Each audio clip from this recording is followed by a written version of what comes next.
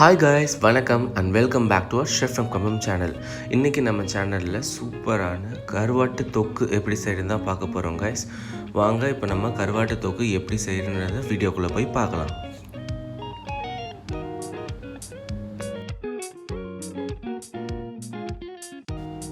மூணு table spoon oil சேர்த்துக்கலாம் guys. 1/2 table spoon சோம்பு, 2 கொத்து கருவேப்பிலை, 2 பச்சை மிளகாய், சாப் பண்ண பூண்டு கொஞ்சம் நிறையா சேர்த்துக்கோங்க, ஒரு 1.5 ஸ்பூன் வர மாதிரி. இது லைட்டாக சாத்தே பண்ணி விட்டுறலாம்.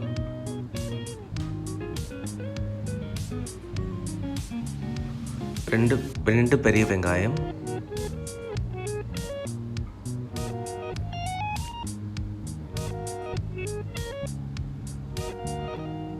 ஒரு பெரிய சைஸ் தக்காளி.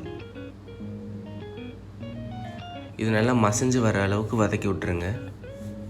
அப்புறம் இதுக்கு தேவையான அளவு உப்பு அளவாகவே சேர்த்துக்கோங்க. கருவாட்டிலையும் உப்பு இருக்க சான்ஸ் இருக்குது.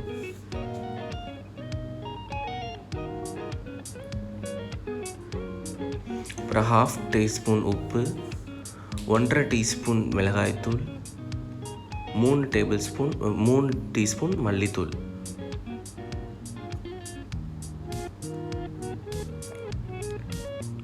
மசாலாவோட ரா ஃப்ளேவர் போகிற அளவுக்கு நல்லா வதக்கி விட்டுருங்க.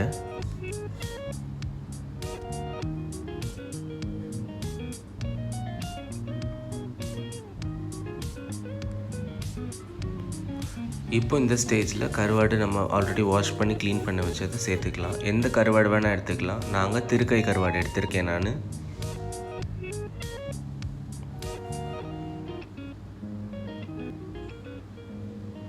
தண்ணி ஆட் பண்ண வேண்டாம், அந்த மசாலாலேயே குக் பண்ணுங்கள். இந்த ஸ்டேஜில் வந்து உப்பு காரம்லாம் செக் பண்ணிக்கோங்க. ஒரு 2 மினிட்ஸ் வந்து மூடி வச்சு குக் பண்ணலாம் கைஸ்.